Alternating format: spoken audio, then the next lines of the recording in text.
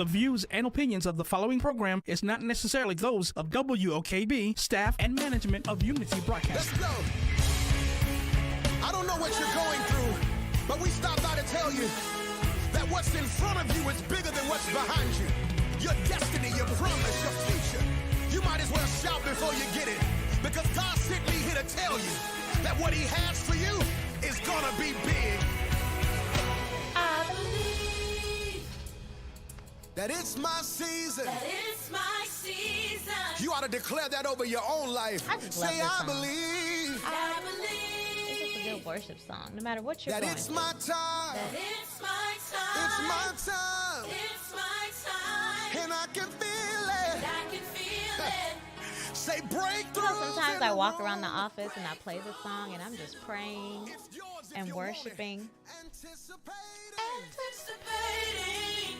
God's getting ready to move. God's getting ready to move. Listen, you ought to declare this over your own life. Say it. For I know God, my God he's working a miracle miracle just for me. just for me. And it's gonna be. And it's gonna be big. Hey, listen, I don't know about you, but This is I'm my type of excited God. about my This is how you know I was a Kurt Franklin It's baby. gonna be God. big, yeah. Hey, good morning, good morning, good morning. This is Dr. Road. It is the first Tuesday of the month, so you know what that means. We are finally back in the studio with you all. So excited. Happy Valentine's Day month. This month in the office, we are actually having Valentine Day. So it's not Side Piece Day, the day after Valentine's Day. It's Valentine's Day. And that is when you bring your sweetheart into the office and allow us to do a complimentary assessment. Side piece. That's what they said. That's what the kids say. They say the day after Valentine's Day is Side Piece Day. And that's when all the candy and everything is free, so it's cheaper. And you weren't able to spend Valentine's Day with that person, so they get the day after, the 15th. That's National Side Piece Day. But I'm reclaiming. You know, the kids keep me in the loop. But I'm reclaiming it, and it is Valentine's Day. So you are more than welcome to sign up. And this year we're doing something very sweet. For each person that refers in a Valentine, you will be entered to win in our raffle. And this year we are giving away an edible arrangement and some flowers at the end of the month. So one lucky winner will be picked from the drawing, and they will be receiving a nice little treat from Edible Arrangements on behalf of them sending in their Valentine to get their right path on the road to wellness. Another big thing that's happening, yay, in the month of February, as we all know, and this is a serious matter, is February is heart health. So for a lot of organizations, a lot of community leaders, we take a moment. You might see there's a day where everyone wears red, or we wear certain red pins, and that is just to help bring awareness to heart health. Many of us suffer from some type of heart issue. I can speak for myself. As a child, I actually had what was called tachycardia. So that is when I could be sitting here still, and for no reason at all, my heart will just start racing like I'm running a marathon. I know that my eldest sister was actually born with a hole in her heart as an infant. And as she got older, it closed up, the hole closed up, and it got smaller. And that's something that happens to a lot of our younger generation. However, heart health is an issue for all ages. So whether you are a newborn or whether you are living to be 105, we all have to be mindful of our heart. And, you know, besides COVID, you know, a lot of people are aware of a deadly killer, but heart disease is still the number one killer. And the second would be breast, or just cancer in general. But this morning, I do want to just share some heart health issues and topics, and of course, some testimonials, because I just love, you know, God just be doing amazing things. And I love when patients share with me some of the things that have changed in their health and in their life, for that matter, just by investing a little bit more in their health.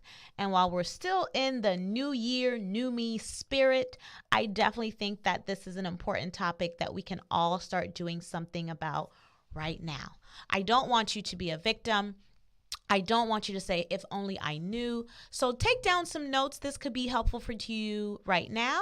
This could be helpful to someone that you love. And this actually could also be helpful to someone that's dealing with this right now.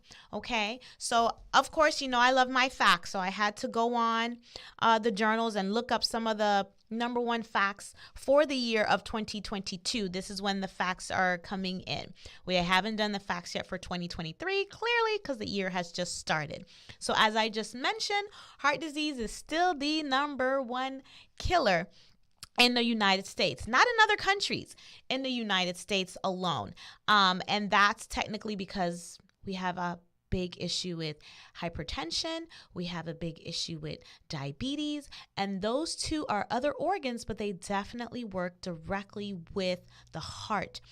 So a fun fact, your heart beats over 100,000 times per day. And isn't it a blessing that you don't have to remind yourself for your heart to beat? It will naturally do that for you. So when you lay down and you go to bed, you don't have to say, oh, Lord, I got to keep waking up to make sure that my heart is beating. God does that for you naturally. And when it's pumping, it actually pumps 1.5 gallons of blood every single minute. So the next time you look at a gallon, think about that gallon and a half.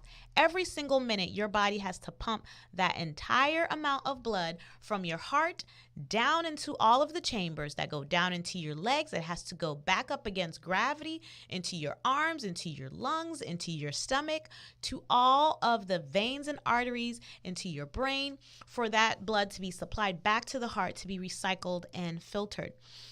Now, we talked about these facts, and we talked about the fact that it is still one of the number one killers, and we want to dive into why, right? So the most number of heart attacks actually occur every year on Christmas. I don't know why, but that's when the most number of heart attacks actually occur. But there are different heart conditions, like you heard me mention, even thinking about myself, which is tachycardia.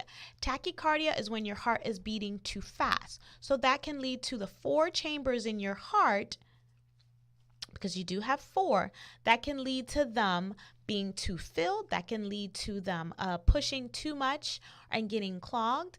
But the opposite of that is bradycardia.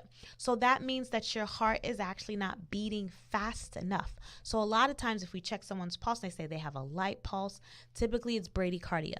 The reason why that's so important is if you are someone who suffers with that, that means that you're not supplying enough blood to your body to do everyday activities, right? So things like breathing, walking, talking, reaching, you need a certain amount of blood to go into your body. So that's bradycardia. I know a lot of you may have seen the football game where you saw the football player instantly go down, and folks were wondering, well, he got back up. How is it that he just went down just like that?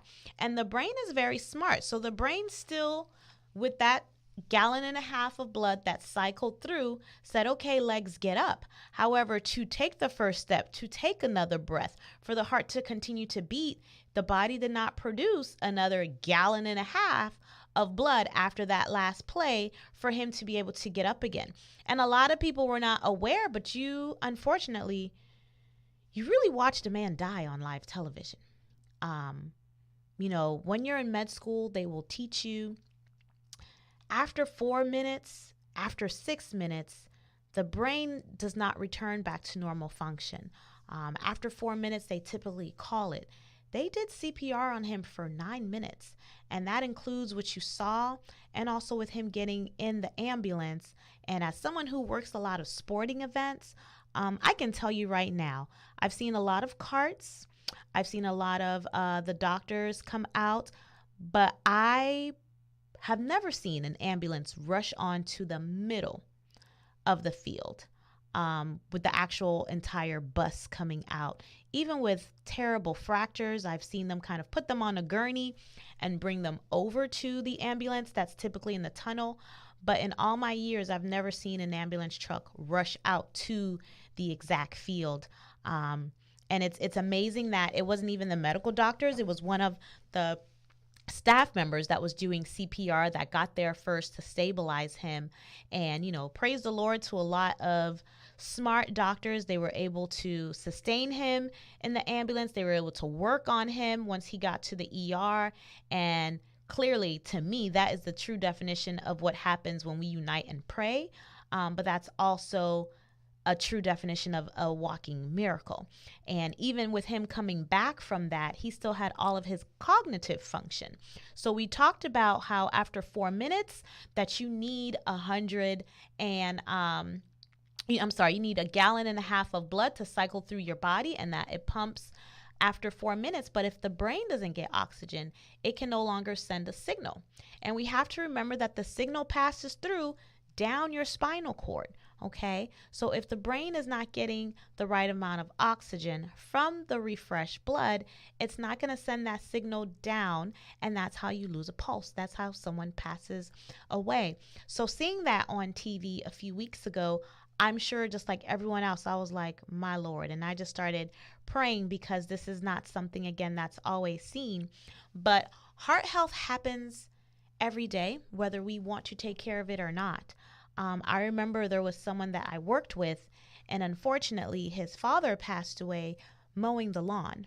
And he was actually mowing the lawn, getting ready to go on a cruise. So just like I'm sure a lot of us, as we're getting ready to go out of town, you like to clean and make sure that the house is nice and tidy. Well, his chore was to make sure that the lawn was taken care of. And as he was taking care of the lawn, he had a heart attack. And that's how he passed away. So he felt fine enough to go and pull everything out, to get the mower ready, to walk behind it. But unfortunately, that happened to him. I had a patient a couple weeks ago who was getting ready to get married this month. And unfortunately, her husband, or her fiance, passed away. And he was in the house, a young man, late 20s, not even 30 years old yet. And he had blood clots.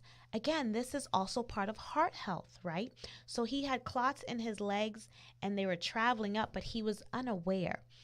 So it sounds so silly. And as we get older, I know that some of my patients have this, but a blood pressure cuff is one of the best tools that you can keep in your house. A lot of times I've seen folks have Bell's palsy, and they're not sure, did I have a stroke? Did I have a heart attack? Did I have a TIA? And they're all 3 different things. But one of the things that you can do immediately, take your pulse, take your oxygen. And that's an easy tool that you can have in the house. Clearly, you also want to make sure that you go in and you see an urgent care or primary provider, or go to the ER if you suspected that you've had any of those 3.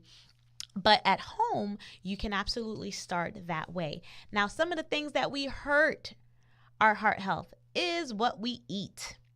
The foods that we eat are killing us. And it's not just McDonald's. It's some of the fried foods. It's the high cholesterol items. And there's good cholesterol and bad cholesterol. So oftentimes when folks are saying, well, my cholesterol is high, and patients will bring in their lab work, and I'll look at it and I'll say, wait a minute, you're actually doing a little bit better than you thought, because your HDLs are high and your LDLs are lower. So that's actually a good thing. Your HDL are your high cholesterols. Everything does have a limit. But if you're looking at your numbers and you notice that the HDL is higher than the LDL, then you're doing okay. However, when you're looking at your numbers and you see that your LDLs are higher than your HDLs, we're in trouble. We got to talk. That's when you see me kind of give you the side eye, like, okay, we got to get this under control. Because again, that forms plaquing in the heart, which means that your arteries get clogged up. And you hear a lot of times folks say, well, I didn't even know, but I had a 80% blockage, 90% blockage. Well, let's shift that, right? So I always try to have a problem and solution. For a lot of folks, we love to cook with lard. We thought it was the best thing. That I can't believe it's not butter. It's not butter. Not even flies will eat it, but we still consume it. So if you feel like, hey, I need this type of butter, I need this type of lard, then try cooking with olive oil. Try cooking, if it's going to be something that's low heat, with avocado oil or with coconut oil, Or if you really want butter, I love butter, but I use Kerrygold butter. So Kerrygold butter is healthier for you than regular Land O'Lake, the Great Value butter. No shade, but they're not healthy for you. I'm just being honest, okay? So you want to try, look in your cabinet, see what you have, say, okay, instead of buying canola oil, instead of buying vegetable oil, right? Try to switch over and use olive oil. And you start to use that in all of your foods. It won't clog your pores as much. So I want you to think, not your pores, your arteries. I want you to think of your arteries kind of like if you were to put diesel gas in your car. You're damaging it, right? So that's why we're going to start shifting that, and we're going to start using olive oil. If it's something that you're cooking lightly, like sauteing, vegetable oil is not good. However, you can substitute with avocado oil or coconut oil. I've even seen some folks use grapeseed oil. If it's something like a meat that needs to keep its property, then you want to use olive oil. Olive oil can tolerate a higher level of heat. So that's the difference between the two oils, okay? Now, let's also talk about supplements, right? What can we put into the body that we are helping the body? And this is for someone, whether you've had a history of heart issues, whether you want to prevent a history of heart issues. I want you to write this supplement down. It is called CoQ10. CoQ10 is one of the best supplements that you can take along with magnesium to help your heart. CoQ10 actually helps prevent plaquing. And I'm not just talking about plaquing in the heart. It's actually really, really great for preventing plaquing in the brain. It's been shown to help reduce Alzheimer's and dementia because, again, it kind of helps to decrease and prevent plaquing. So a lot of times you'll see plaquing in the heart. It's the same type of plaquing that you find in the brain with someone who has Alzheimer's or dementia. So something that you can take for it to, again, help decrease that is going to be CoQ10. And the way that you're going to write it down is CoQ10. So when you go to the store, make sure that you're looking at the supplements. Not all supplements are created the same. And make sure that you're taking a CoQ10. Another big thing, if you're taking any type of statin medication, and a lot of folks are on statin medications, you want to make sure that you're also taking a magnesium. Magnesium is really good for the gut lining.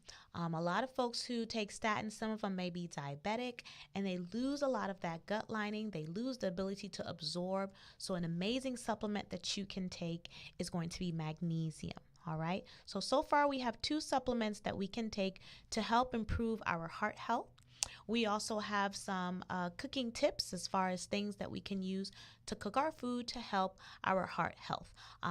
I know many of you use Dr. Google for everything. If you went online, if you go on TikTok, if you go on YouTube, you will see a plethora of recipes as far as vegetables that are good. You know, beets are good for your heart. They're amazing for your heart. They're amazing for your blood. So anyone that's on dialysis, anyone that has clotting disorders, beets is a great natural food that you can take. You can ferment them. You can do, one of my favorite things that my mom makes is beet salad. I really don't know the recipe, but when she makes it, I will tear that thing up. It is so good. You too, Glenn?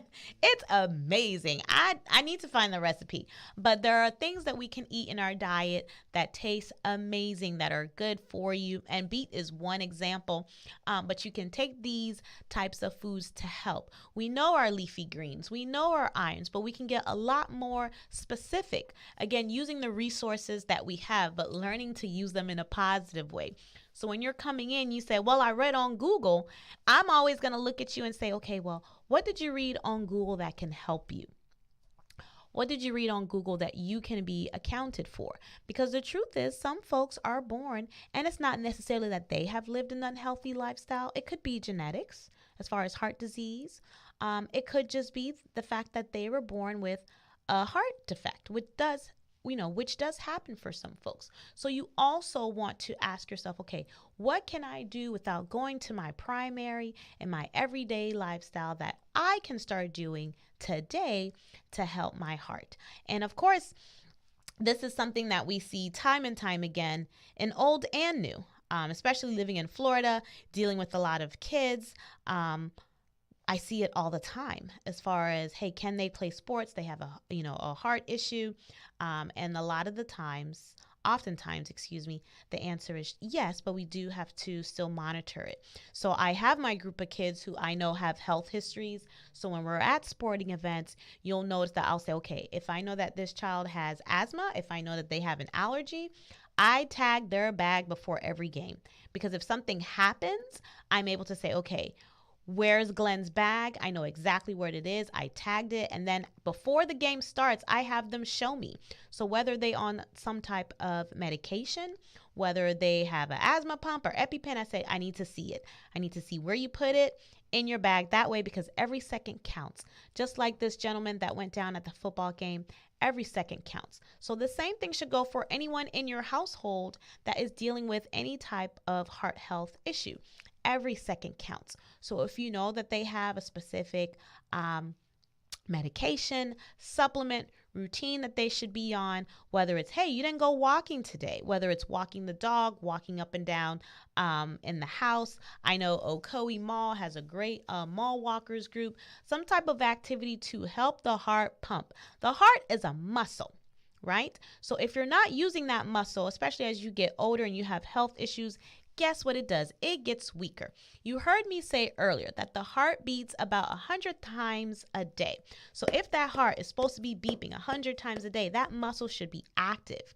However, if there's plaquing, it's going to be delayed. If there's bradycardia, it's going to be delayed, or it's not going to completely empty off the chambers, right? If there's any type of valve prolapse. So what you're doing is we have to do things to help strengthen that muscle.